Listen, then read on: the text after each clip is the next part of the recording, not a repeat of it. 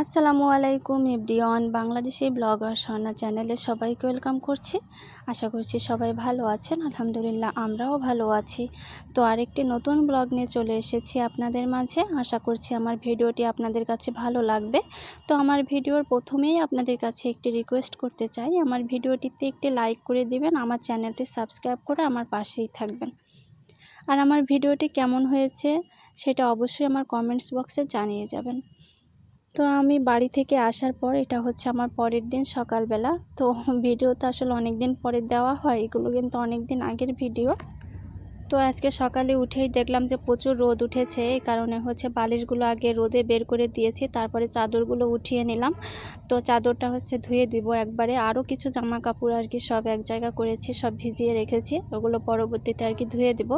আর এখানে হচ্ছে কিছু চানাচুর এনেছিলাম বাড়ি থেকে, ওগুলো আর তোলা হয়নি, তো এগুলো হচ্ছে গুছিয়ে রাখবো। এই চানাচুরটা অনেক বেশি মজার হয়।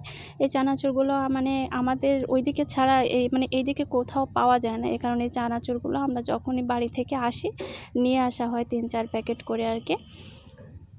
আর এই যে এখন হচ্ছে ভর্তুকিটা আমাদের বাড়ি থেকে আসার পর তুলে এনেছে। তো আমরা যখন বাড়িতে গিয়েছিলাম তখন এটা আসেনি। তো এখন হচ্ছে এটা রিফিল করে নেব, সব কিছু আর কি জায়গা মতো গুছিয়ে নেব। তো দেখতেছিলাম আর কি কী কী দিয়েছে, তাই আপনাদের সাথেও একটু শেয়ার করলাম।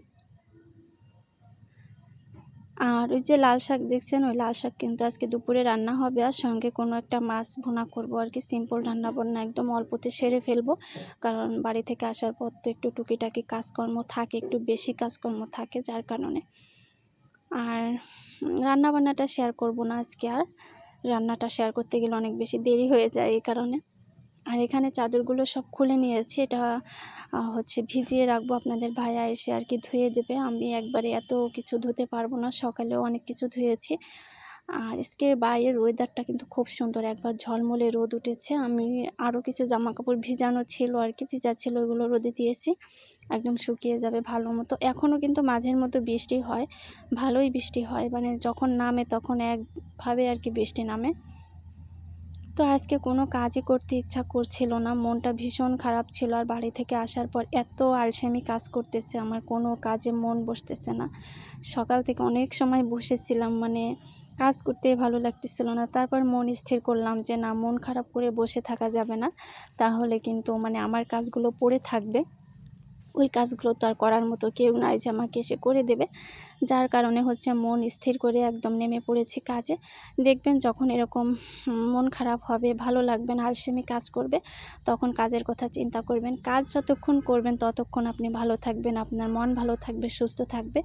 এই যে আমার কিন্তু মনটা একদম ভালো হয়ে গিয়েছে। এখন শুধু আমি চিন্তা করতেছি যে কোনটার পর কোন কাজটা করব, কি রেখে কি করব, এরকম চিন্তা আমার মাথায় ঘুরতেছে আর কি।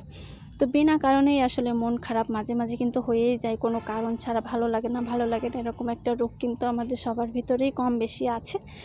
তো এইটাই আর কি, মন খারাপ করে বসে থেকে চলবে না, আপনি কাজে যতক্ষণ থাকবেন ততক্ষণ আপনি ভালো থাকবেন। এই যে এখন সব কিছু গুছিয়ে হচ্ছে, এখন আলনাটা গুছিয়ে নিলাম। আর ওদিকে কিছু সবজি আনা হয়েছিল, সবজিগুলো কিন্তু গুছিয়ে রেখেছি।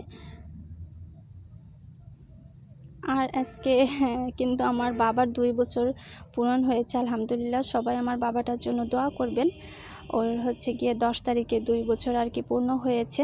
তো ওইটার একটু ছোট্ট, তেমন কোনো অনুষ্ঠান তো করা হয় না ওর বার্থডেতে। প্রথম যখন 1 বছর হয়েছিল তখন একটু কোনো রকম করা হয়েছিল, এর বেশি আসলে কখনোই কিছু করা হয় না। তো ওর বাবা একটা কেক এনেছিল, ও একটু কেক খেতে পছন্দ করে, এই কারণে জাস্ট মনের একটু ভালো লাগা আর কি। তো দেখেন কেকটা কত সুন্দর করে, ও শুধু কাটবেই কাটবে কেকটা। তো আমার ভিডিওটা আশা করি আপনাদের কাছে ভালো লাগবে, আর ভালো না লাগলেও দেখতে থাকবেন, আশা করছি কোনো একটি অংশ আপনাদের কাছে ভালো লাগতে পারে। তো ভিডিওটা আমি এখানে শেষ করছি। সবাই সুস্থ থাকবেন, ভালো থাকবেন। আল্লাহ হাফিজ, আসসালামু আলাইকুম।